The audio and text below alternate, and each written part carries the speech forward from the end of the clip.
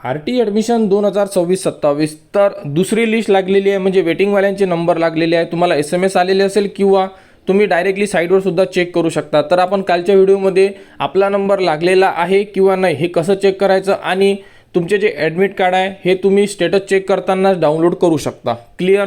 तर आता तुम्हाला व्हेरिफिकेशन सेंटरला जाताना सोबत काय घेऊन जायचं आहे, जेणेकरून तुम्हाला तिथून वापस यायचं काम पडणार नाही आणि तुमचे जे व्हेरिफिकेशन आहे हे त्याच दिवशी होणार ज्या दिवशी तुम्ही व्हेरिफिकेशन सेंटरला जाणार. तर बघा, सर्वात प्रथम पहिला पॉईंट आहे की 23 तारखेपर्यंत तुम्ही तुमचे व्हेरिफिकेशन करू शकता. म्हणजे 23 तारीख तुम्हाला लास्ट डेट देण्यात आलेली आहे. आणि तुम्हाला जर तुमचे स्टेटस चेक करायचे असेल तर अप्लिकेशन वाईज डिटेल्स, अर्जाची स्थिती, इथे तुमचा अप्लिकेशन नंबर टाकून तुम्ही स्टेटस चेक करू शकता. नंबर लागला असेल तर तुम्हाला ॲडमिट कार्ड डाउनलोड होऊन जाणार तिथून. ठीक आहे.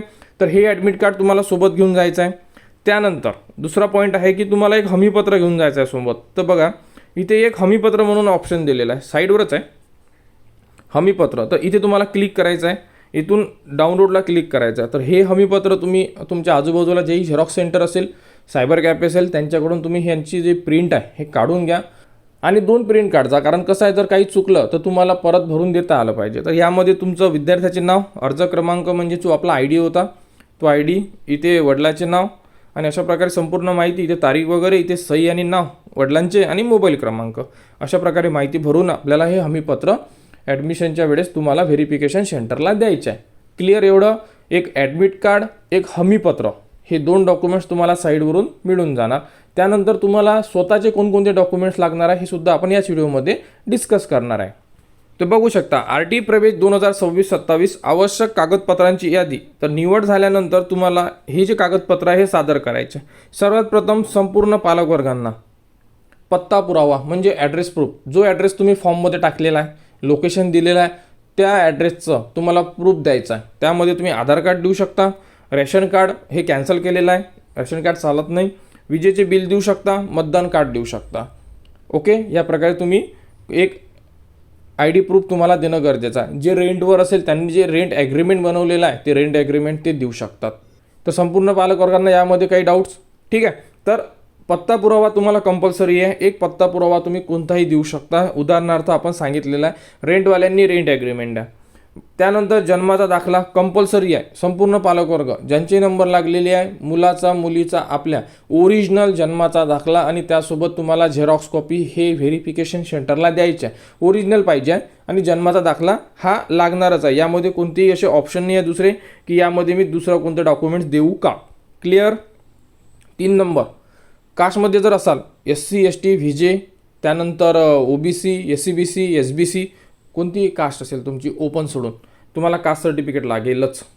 आता यामध्ये तुम्ही स्वतःचं देऊ शकता, म्हणजे पाल्याचं तर देऊ शकता, पालकांचं पण देऊ शकता, म्हणजे फक्त आणि फक्त वडिलांचं, म्हणजे बाबाचं किंवा मुलाचं, मुलीचं. क्लिअर. वडील किंवा मुलगा किंवा मुलगी तुमचे, यामध्ये त्यांचे कास्ट सर्टिफिकेट चालेल. आणि ओपनवाल्यांना लागत नाही, ओपनवाल्यांना लागते इन्कम सर्टिफिकेट. ठीक आहे. बघा, कास्टवाल्यांना कास्ट सर्टिफिकेट, ओपनवाल्यांना इन्कम सर्टिफिकेट. क्लिअर. हे इन्कम सर्टिफिकेट कास्टवाल्यांना लागत नाही, फक्त हे लागते ओपन कास्टला. ज्यांनी ओपनमधून फॉर्म भरलेला आहे, 1 लाखाच्या आत उत्पन्नाचा दाखला त्यांना लागणार आहे. हे सुद्धा कंपल्सरी आहे. आणि कास्टमध्ये असाल तर कास्ट सर्टिफिकेट द्या, उत्पन्नाचा दाखला तुम्हाला मागणार नाही. विद्यार्थ्याचे आधार कार्ड म्हणजे तुमच्या मुलामुलीचे आधार कार्ड लागणार आहे, हे सुद्धा कंपल्सरी आहे. पासपोर्ट साईज फोटो सोबत घेऊन जा, मुलाचा फोटो मागू शकतात. त्यानंतर काही विधवा, अनाथ, काही रिझर्वेशन असेल तुमच्याकडे, तुम्ही फॉर्ममध्ये दिलेलं असेल तर तुम्हाला त्याबद्दलचा जोही पुरावा असेल ते द्यावा लागेल. जसंही कोणाचा पाल्याचा हँडिकॅप वगैरे असेल तर त्याबद्दलचा पुरावा द्यावा लागेल. अशा प्रकारे तुम्हाला हे डॉक्युमेंट्स द्यायचे आहेत. यामध्ये संपूर्ण डॉक्युमेंट्स तुमच्याकडे रेडी असेल, कारण की पहिल्या लिस्टमध्ये जेव्हा नंबर लागले विद्यार्थ्यांनी, त्यांनी व्हेरिफिकेशनला गेल्यानंतर तुम्ही तो स्वतःचे डॉक्युमेंट्स रेडी करून ठेवलेले असेल. तेच डॉक्युमेंट्स तुम्हाला आता तुमचा नंबर लागलेला आहे तर व्हेरिफिकेशन सेंटरला द्या आणि आपले व्हेरिफिकेशन कंप्लीट करून घ्या.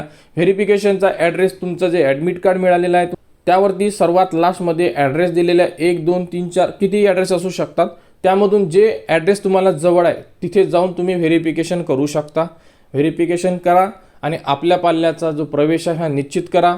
3 नंबरची लिस्ट लागणार का, तर हो, लागू शकते 3 नंबरची लिस्ट, परंतु सर्व डिपेंड असणार आहे जागेवर, की जागा किती शिल्लक राहणार.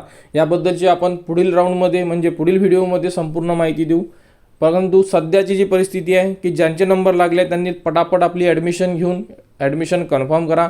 आर टीमध्ये अडचण असेल कमेंट्स करा, कमेंट्सवर तुम्हाला संपूर्ण माहिती दिली जाणार. आणि आर टीच्या पुढील अपडेटसाठी आपल्या चॅनलच्या कनेक्टमध्ये राहा, चॅनलला सबस्क्राईब करा व हा व्हिडिओ इतरांपर्यंत शेअर करा.